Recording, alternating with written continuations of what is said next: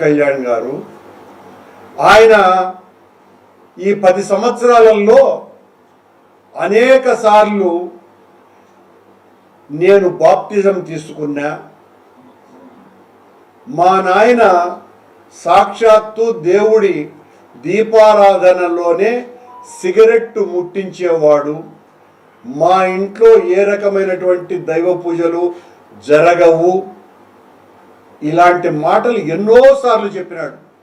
గొడ్డు మాంసం అవసరమైతే నేను ఖచ్చితంగా తింటాను, బాప్టిజం తీసుకున్నాను అని ఆయన ఈ రోజున సనాతన హైందవ ధర్మ పరిరక్షక అవతారిగా మారి చంద్రబాబు నాయుడు గారి ఆలోచనలకు అమ్ముడు పోయి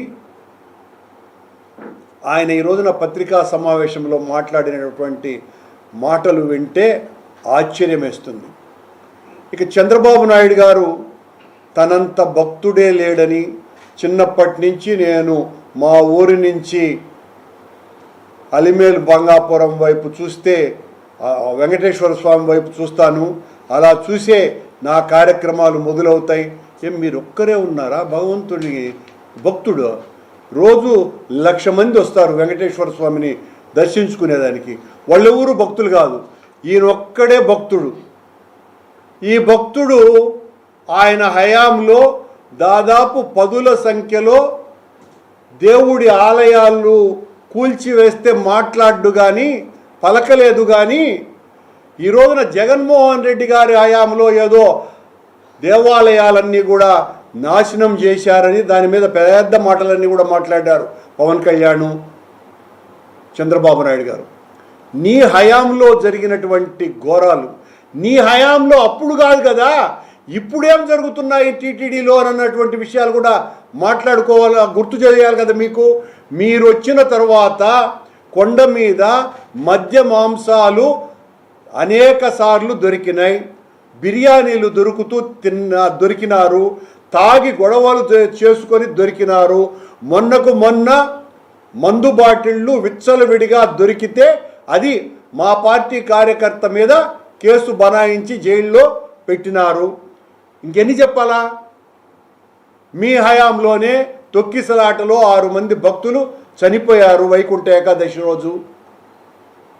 నన్ను దేవుడు ఉన్నాడు కాబట్టే నన్ను 23 మైన్లు పేలిస్తే నేను బతికాను. మీరు బతికినందుకు మాకు కూడా సంతోషమే చంద్రబాబు నాయుడు గారు, అందులో ఏ రకమైనటువంటి అనుమానం లేదు. ఆ రోజున మీకు గాయం జరిగినప్పుడు బాధపడిన వాళ్ళల్లో మొట్టమొదటి వ్యక్తి వైఎస్ రాజశేఖర రెడ్డి గారు, ఆయన పక్కనే ఉన్నటువంటి నేను.